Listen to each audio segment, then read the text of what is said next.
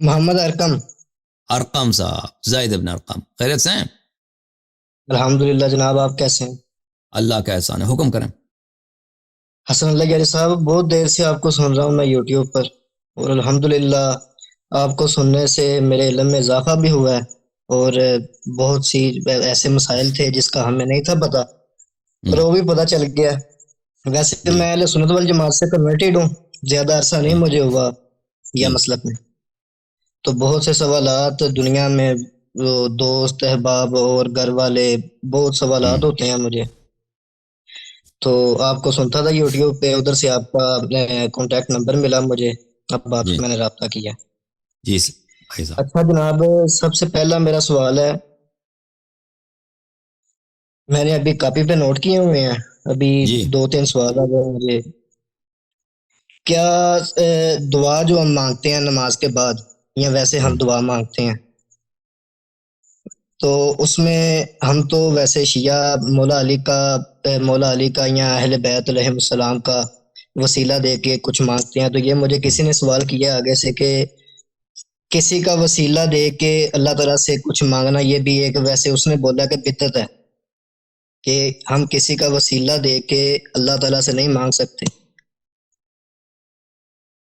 جی یہ کس نے بولا کہ بتاتا ہے؟ ہے ایک دیوبندی مولوی۔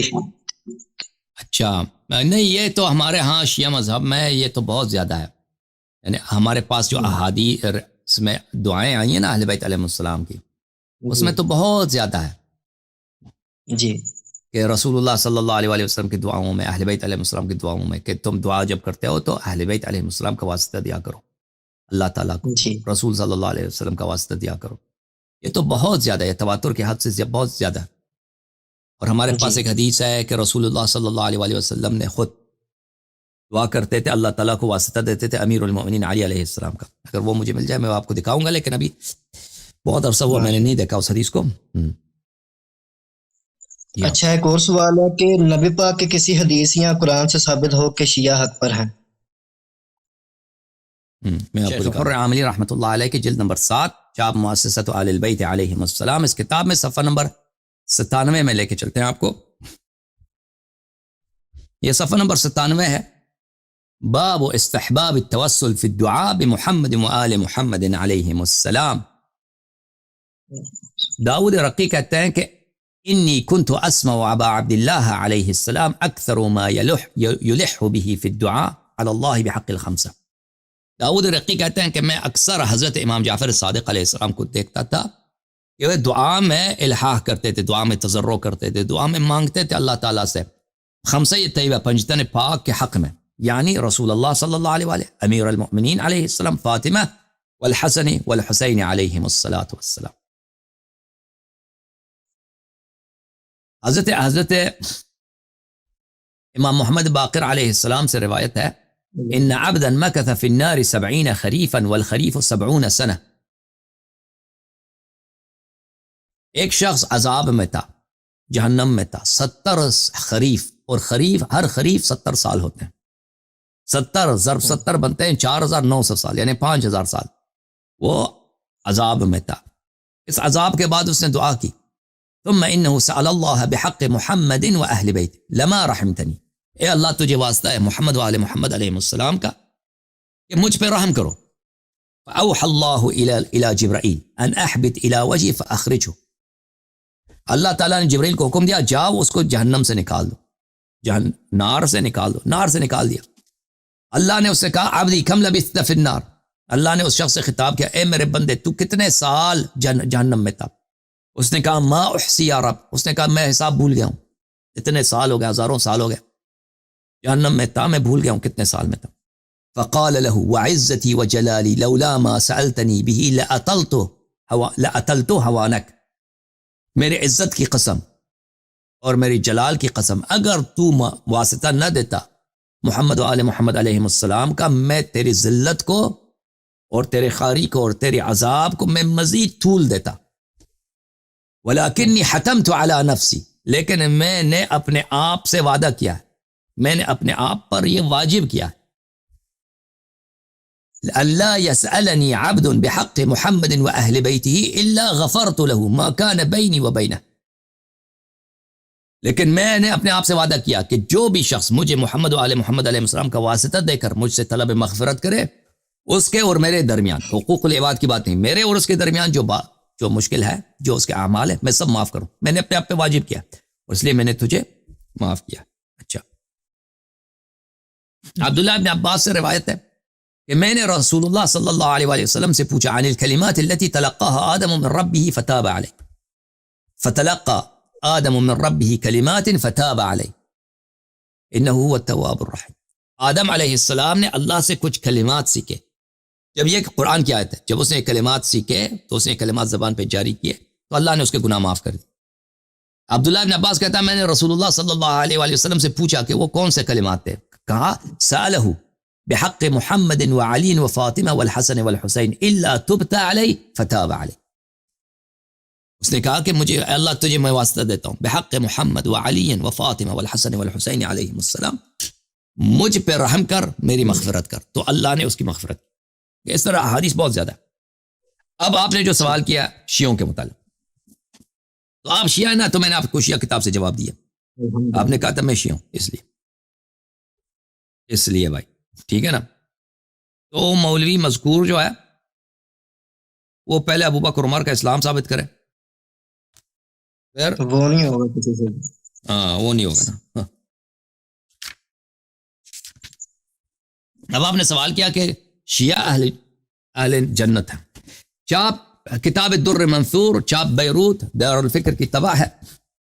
الدر المنثور فی التفسیر بالمأثور، تالیف عبد الرحمن السیوطی، جزء 8، چاپ دار الفکر، سنہ 2009 میں چھپی ہے. سورہ کون سی ہے؟ سورۃ البینہ. سورۃ البینہ کی آیات دیکھ لیں. اللہ تعالیٰ کا فرمان ہے ان الذین آمنوا وعملوا الصالحات اولئک هم خیر البریہ. جو لوگ ایمان لائے اور عمل صالح بجا لائے، یہ خیر البریہ، یہ میرے بہترین مخلوق ہیں. بریہ مخلوق، خیر البریہ یہ بہترین مخلوقات میں سب سے بہترین، جو ایمان اور عمل صالح بجا لائے. ملاحظہ فرمائے. وَأَخْرَجَ ابن عساکر عن جابر، ابن عساکر نے جابر سے روایت کی ہے کہ ہم نبی صلی اللہ علیہ وآلہ وسلم کے پاس تھے. فَأَقْبَلَ عَلِيٌّ، کہ علی علیہ السلام تشریف لائے. فَقَالَ النبی، اس وقت نبی صلی اللہ علیہ وآلہ وسلم نے جب اپنے بھائی کو دیکھا کہ تشریف لا رہے ہیں تو فرمایا وَالَّذِي نَفْسِي بِيَدِهِ إِنَّ هَذَا وَشِيعَتَهُ لَهُمُ الْفَائِزُونَ يَوْمَ الْقِيَامَةِ. اس رب کی قسم جس کے ہاتھ میں میری جان ہے، جس کے ہاتھ میں میرا موت ہے، میری زندگی اس کے ہاتھ میں، اس اللہ کی قسم یہ شخص جو آ رہے ہیں وشیعت، اس کے شیعہ، لہم الفائزون یوم القیامہ، یہی ہی اہل نجات ہیں روز قیامت. یہ کہنا تھا کہ اللہ کی جانب سے آیہ نازل ہوئی، ونزلت ان الذین آمنوا وعملوا الصالحات اولئک هم خیر البریہ. فکان اصحاب النبی صلی اللہ علیہ وآلہ اذا اقبل علی علیہ السلام قالوا جاء خیر البریہ. تو صورتحال یہ تھی کہ جب علی علیہ السلام تشریف لاتے تھے تو رسول اللہ صلی اللہ علیہ وآلہ وسلم اور صحابہ کہتے تھے خیر البریہ تشریف لائے. وأخرج ابن عدی و ابن عساکر نبی سعید الخدری مرفوعا علی خیر البریہ. عبداللہ ابن عباس سے روایت، لما نزلت، جب یہ آیت نازل ہوئی، ان الذین آمنوا وعملوا الصالحات اولئک هم خیر البریہ، قال رسول اللہ صلی اللہ علیہ وآلہ وسلم لعلی، رسول اللہ صلی اللہ علیہ وآلہ وسلم نے علی علیہ السلام سے کہا، کیا کہا؟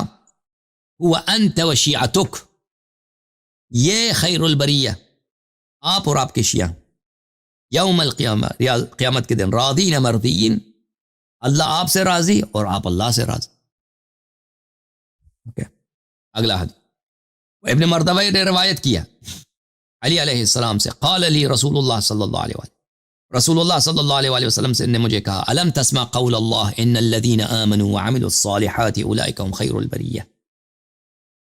یا علی سلام اللہ علیک، آپ نے یہ آیت قرآن میں پڑھی ہے، جو لوگ ایمان لائے اور عمل صالح بجا لائے وہ خیر البریہ ہیں. خیر البریہ. انت و شیعتک، یہ آپ اور آپ کے شیعہ ہیں. یہ کتاب شیعوں کی کتاب ہے، یہ در منثور ہے، سیوطی کی کتاب ہے.